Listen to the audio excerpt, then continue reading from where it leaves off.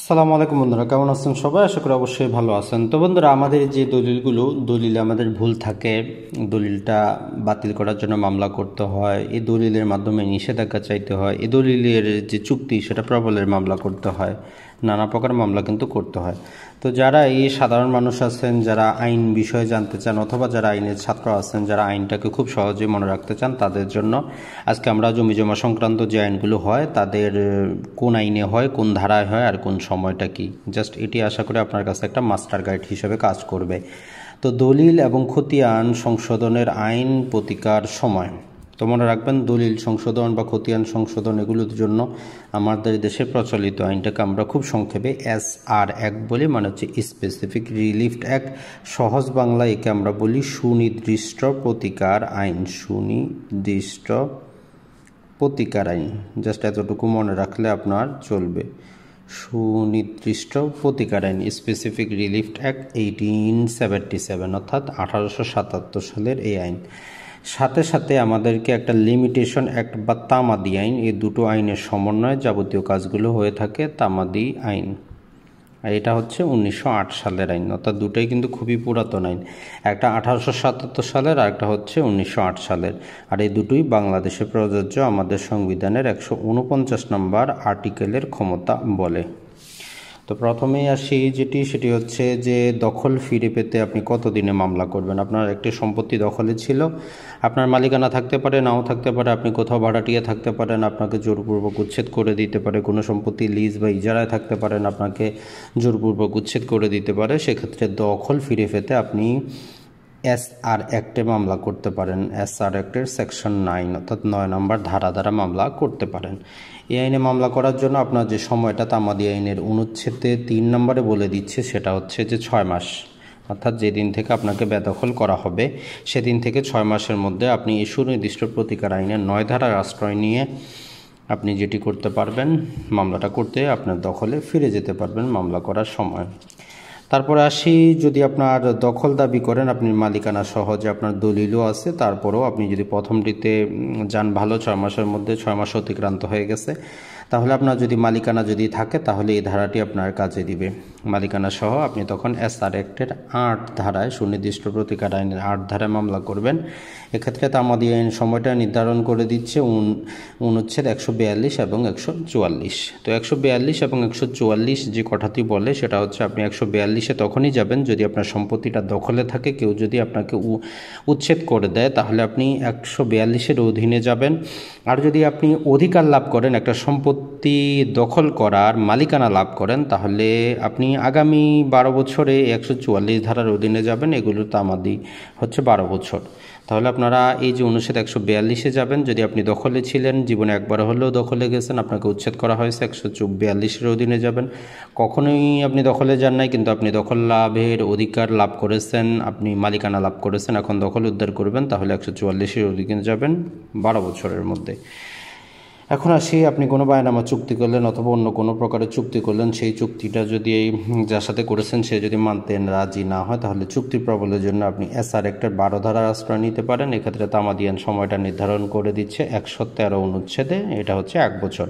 পূর্বে এটা 3 বছর ছিল, জাস্ট এটি মনে রাখতে হবে। এখন এটাকে কমিয়ে 1 বছর করা হয়েছে 113 অনুচ্ছেদে।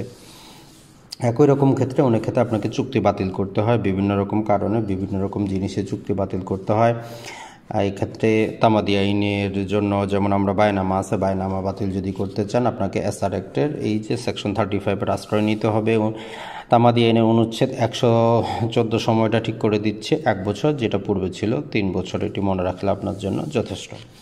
একই রকমভাবে দলিলের নানা প্রকার ভুল হতে পারে, দলিলটা সংশোধন করার জন্য SR অ্যাক্টের সেকশন 31 আপনাকে সুযোগ দিচ্ছে, অধিকার দিচ্ছে। আর তামাদি আইনের সেকশন 96 আপনাকে 3 বছরের মধ্যে সেই ভুলটা শুধরিয়ে নেওয়ার জন্য সময় দিচ্ছে। একই রকমভাবে দলিল বিভিন্ন রকম কারণে জাল হতে পারে, অর্থাৎ দলিলটা আপনি রহিতকরণ বা জাল বলে ঘোষণা করার জন্য আপনি SR অ্যাক্টের সেকশন 39 এবং সেকশন 40 মোতাবেক যেতে পারেন আদালতে। তামাদি আইনের অনুচ্ছেদ 92 আপনাকে ঠিক করে দিচ্ছে 3 বছর মেয়াদ। তো জাস্ট দেখুন, তাহলে আপনি দুইটা আইনকেই, যেগুলো আপনার জীবনের সাথে সম্পর্কযুক্ত, সেগুলো কিন্তু আপনি জাস্ট মাত্র এই 5 মিনিটের ভিডিওতে শিখে শিখতে পারলেন। তাহলে আপনি দখল উদ্ধারে যাবেন, এসআর একটা 9 ধারায় যাবেন আপনি অনুচ্ছেদ যে 3-এর ক্ষমতা বলে 6 মাসের মধ্যে। আপনার মালিকানা আছে, এসআর একটা 8 ধারায় যাবেন, তামাদি আইনের 142-এ যাবেন যদি একবারও দখলে থাকেন একদিনের জন্য হলেও, আর যদি কখনোই দখলে না থাকেন 144-এর অধীনে যাবেন 12 বছরের মধ্যে। চুক্তি বা বায়নামা প্রবল করতে চাইলে এসআর একটা 12 ধারায় যাবেন, তামাদি আইনের 113 অনুচ্ছেদ বলে দিচ্ছে 1 বছরের মধ্যে বাতিল করতে হবে। আর চুক্তি বাতিলের ক্ষেত্রেও সেকশন 35 আর তামাদি আইনের অনুচ্ছেদ 114 বলে দিচ্ছে 1 বছরের মধ্যে। দলিল সংশোধনের ক্ষেত্রেও এসআর একটা সেকশন 31 তামাদি আইনের অনুচ্ছেদ 96 সময় হচ্ছে 3 বছর। আর হচ্ছে দলিল বাতিল এসআর একটা সেকশন 39-40 তামাদি আইনের অনুচ্ছেদ হচ্ছে 92 3 বছর। তো আপনাদেরকে অসংখ্য ধন্যবাদ চ্যানেলটির সাথে থাকার জন্য। আর যে সাতকাহন বইটি আছে, বইটি যদি আপনারা সংগ্রহ করতে চান, বইটিকে আমরা সম্পূর্ণরূপে আপনাদেরকে ডেলিভারি চার্জ ফ্রি দিচ্ছি। বইটির বাজার মূল্য 650 টাকা, তবে আপনাদের জন্য আমরা 600 টাকা রাখতেছি, 50 টাকা এখান থেকে ডিসকাউন্ট, এবং কুরিয়ার চার্জটা সম্পূর্ণরূপে ফ্রি। যে হোয়াটসঅ্যাপ নাম্বারটি দেওয়া আছে 013189711982, এই নম্বরে হোয়াটসঅ্যাপ আছে, এই নম্বরে আপনারা বিকাশ করে দিতে পারেন, বিকাশও করা আছে। আর যারা আমাদের যে ভূমি শিক্ষা 20 ক্লাসটিতে অংশগ্রহণ করতে যাচ্ছেন, 20টি কোর্সে, তার মধ্যে অলরেডি 2টো ক্লাস হয়েছে। যারা অনেকে অংশগ্রহণ করতে চাচ্ছেন, এর কোর্স ফি হচ্ছে 2000 টাকা। আপনি 1000 টাকা দিয়ে এনরোল হতে পারেন।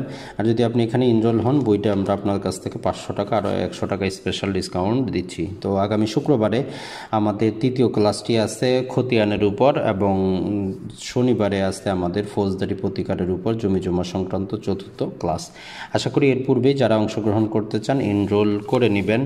আর এই যে আমরা যেটি বললাম, অনেকেই এখন বলবেন যে ভাই এটা বোঝার জন্য আমরা কোন আইনগুলো পড়বো, কোন বইগুলো পড়বো। তো মনে রাখবেন মূল আইনটা কিন্তু আপনাকে ইংলিশে পড়তে হবে, যেটাকে আমরা বেয়ার অ্যাক্ট বলি। তারপরেও আপনারা যদি বাজার থেকে চান, যে কোনো তামাদি আইনের এরকম বই আছে, এগুলো পড়ে নিতে পারেন। লিমিটেশন অ্যাক্টের বই, আসলে বেয়ার একটা পিডিএফটা অনলাইনে ফ্রিতে পাওয়া যায়। তারপরেও লিমিটেশনের উপরে যদি বইটা আপনারা ক্রয় করতে চান, 120 টাকা দাম আছে, বাজারে আপনারা 70 থেকে 80 টাকা ক্রয় করতে পারবেন। আর যদি আপনি সুনির্দিষ্ট প্রতিকার আইনের জন্য বই যদি ক্রয় করতে চান, সেটাও বেয়ার একটা পড়াই ভালো। তারপরেও আপনি যেটি করতে পারেন, এই যে মোস্তফা কামালের বইটি নিতে পারেন, মোটামুটি ভালো, তাই বলে একদম ভালো সেটা আমরা বলবো না।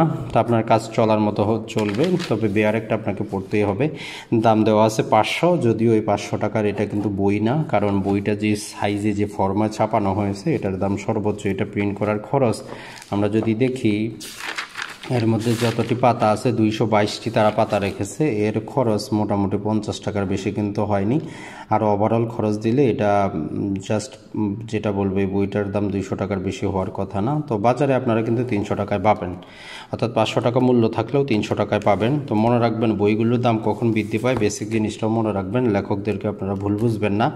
বইগুলোর দাম বৃদ্ধি পায়, বইটা যদি এরকম বড় হয় তখন কিন্তু বইগুলোর দাম বৃদ্ধি পায়। কেন বৃদ্ধি পায়? তো মনে রাখবেন, এই দেখুন, এই বই আর এই বইয়ের পার্থক্যটা জাস্ট সামান্য একটু কিন্তু পার্থক্য, বেশি পার্থক্য কিন্তু না। জাস্ট আমরা আপনাদেরকে একটা জিনিস দেখাচ্ছি, দেখুন এই বইটা আর এই বইটার মধ্যে বেশি কিন্তু পার্থক্য না, জাস্ট সামান্য এই জায়গাটা বেশি। কিন্তু সমস্যা হয় যখন এগুলো প্রিন্ট করা হয়, তখন এই বইটা যদি ছাপানো যায়, একটা পেজের মধ্যে 16টা পাতা ছাপানো যাবে, এটা ছাপানো যাবে মাত্র 8টা। তো এই জন্য এই বইটার খরচটা কিন্তু বৃদ্ধি পায়, সেই তুলনায় এই বইটার অর্ধেক খরচ কিন্তু কমে যায়। তো এই জন্য আপনি যদি এই ছোট আকারের বই দেখেন, দেখবেন যে এর 16 পাতায় এক ফর্মা হয়। তো এই জন্য এগুলোতে খরচ কম, কিন্তু এই সাইজে ম্যানুয়াল সাইজে 9 ইঞ্চি বাই 7 ইঞ্চির জন্য কিন্তু খরচটা একটু বৃদ্ধি পায়। তো যাই হোক, আসলে সেটা লেখক প্রকাশনের উপর নির্ভর করে, আপনার যদি প্রয়োজন হয় আপনি নেবেন। আর আরেকটি যেটা কাজ করতে পারেন, আপনারা এই যে বইটি আইনের মৌলিক বিষয়, বইটি সংগ্রহ করতে পারেন। বইটি খুবই ছোট, দামও কম। বইটি আপনারা যেটা আছে 148 টাকা থাকলেও আপনি 100 টাকায় নিতে পারবেন, 100 থেকে 120 টাকায়।